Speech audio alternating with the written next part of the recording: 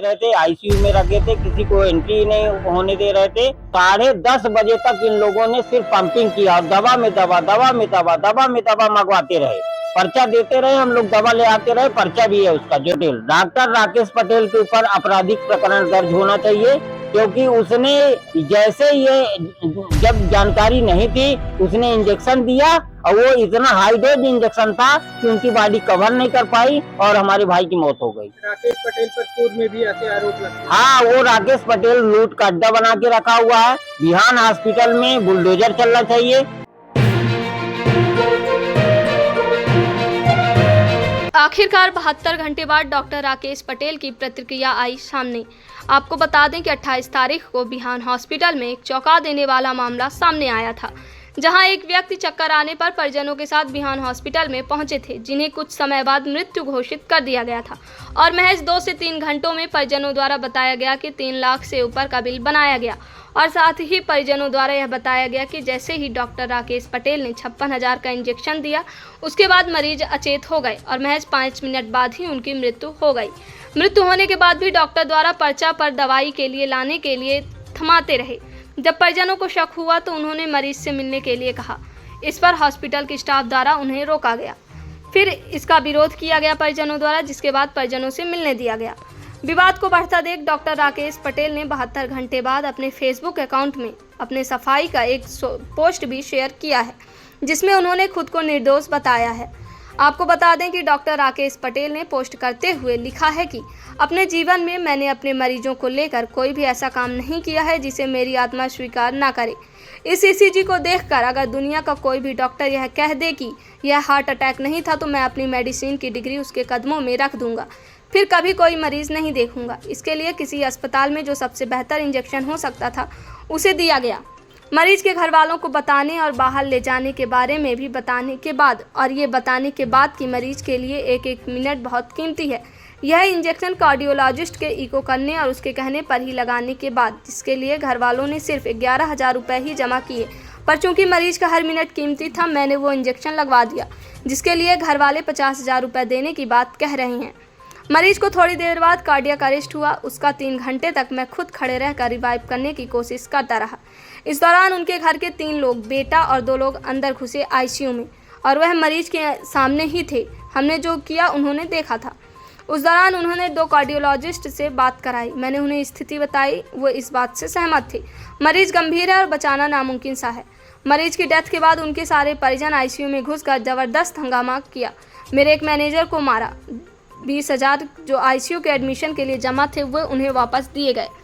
एक डॉक्टर के तौर पर उस समय उस मरीज के लिए वो इंजेक्शन संजीवनी था। उनको बचाया नहीं जा सका, पर आप दुनिया में किसी भी डॉक्टर से पूछेंगे तो आप सच जान जाएंगे। उसके बाद शुरू हुआ यूट्यूब मीडिया चैनल्स की सनसनी फैलाने की चाह, जिन्होंने एक तरफा वीडियो में डॉक्टर को भयंकर वाला अपराधी बताने की कोशिश की। मेरी गलती, मैं मरीज को लेकर भावुक हुआ। मैंने बिना समय गंवाए ये चाहा कि उसे जो सबसे बेहतर इलाज हो वो मिले। मेरा पुराना मरीज था, किसी तरह का भागना उचित नहीं लगा, पर मैं इससे कुछ सीखूंगा। बाकी मरीज का सारा रिकॉर्ड समान थाने में जमा है। मैं दिल से हितेंद्र नाथ शर्मा जी, उनके पूरे staff, SP Rewa, DIG Rewa को तहे दिल से धन्यवाद देता हूं कि उन्होंने मेरी जान बचाई। रीवा के लोगों से विनती है कि जीवन में सहिष्णुता बनाए रखिए, नफरत मत बांटिए। आप डॉक्टर चुनिए पर भरोसा भी कीजिए, वो आपके साथ कभी गलत नहीं करेगा। आप भी सुनिए मृतक के परिजन ने डॉक्टर राकेश पटेल के ऊपर क्या क्या आरोप लगाए थे। रहते आईसीयू में रखे थे, किसी को एंट्री नहीं होने दे रहे थे, सिर्फ एक आदमी को बाहर से कांच से दिखा रहे थे और डॉक्टर लोग पंपिंग कर रहे थे। मतलब ये 6 बजे इंजेक्शन लगाए हैं और ये उसके बाद जैसे ही उनकी स्थिति गंभीर हुई तो पंपिंग चालू किए हैं और 10:30 बजे तक इन लोगों ने सिर्फ पंपिंग किया और दवा में दवा, दवा में दवा, दवा में दवा मंगवाते रहे।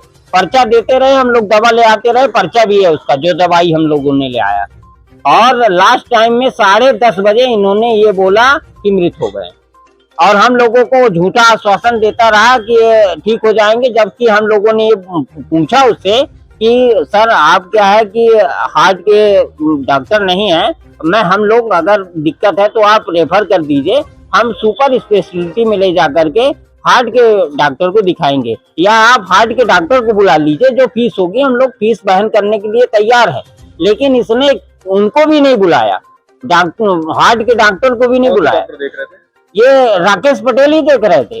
राकेश पटेल मेडिसिन के डॉक्टर हैं और इनको अपने हॉस्पिटल में हार्ट के पेशेंट को एडमिट ही नहीं करना चाहिए। मौत का जिम्मेदार किसे मानते हैं? राकेश पटेल, डॉक्टर राकेश पटेल के ऊपर आपराधिक प्रकरण दर्ज होना चाहिए, क्योंकि उसने जैसे ये जब जानकारी नहीं थी उसने इंजेक्शन दिया और वो इतना हाई डोज इंजेक्शन था कि उनकी बॉडी कवर नहीं कर पाई और हमारे भाई की मौत हो गई। राकेश पटेल पर पूर्व में भी ऐसे आरोप लगते हैं। हाँ, वो राकेश पटेल लूट का अड्डा बना के रखा हुआ है। बिहान हॉस्पिटल में बुलडोजर चलना चाहिए और उसका हॉस्पिटल ही वो सरकारी डॉक्टर है तो उसको प्राइवेट जगह में देखने की क्या जरूरत है। उसको तो संजय गांधी में उसकी ड्यूटी है, उसको संजय गांधी में देखना चाहिए। अब वो प्राइवेट अड्डा बना के रखा लूट के लिए। हम लोगों को सिर्फ पैसे के लिए उसने मौत होने के बाद भी रोक के रखा और इसके बाद भी पैसा लिया। और घटना की शिकायत अपनी थाने में की है? हमने थाने में समान थाने में किया है। समान थाने में मर्ग कायम किया गया है और मर्ग कायम करके जो है तो कार्यवाही हो रही है और पोस्टमार्टम कराने के लिए यहाँ संजय गांधी ले आए हैं। और मेरा नाम राजेश दुबे, मृतक का नाम राम नरेश दुबे, वो हमारे बड़े भाई हैं। और हम लोग ये चाहते हैं कि राकेश पटेल के ऊपर आपराधिक प्रकरण दर्ज हो और उसको अरेस्ट किया जाए और जो है तो ऐसी लूट मचा के रखा हुआ है और दूसरे के साथ ऐसा वो न हो। जो दुख हम लोग के ऊपर पड़ा, हम लोगों का साया टूट गया। अभी आप क्या चाहते हैं? अभी हम चाहते हैं कि राकेश पटेल के ऊपर आपराधिक प्रकरण दर्ज हो और वो अरेस्ट हो जाए। आगे पूरी नहीं होंगी तो क्या करेंगे? मांगे पूरी नहीं होगी तो हम हड़ताल करेंगे।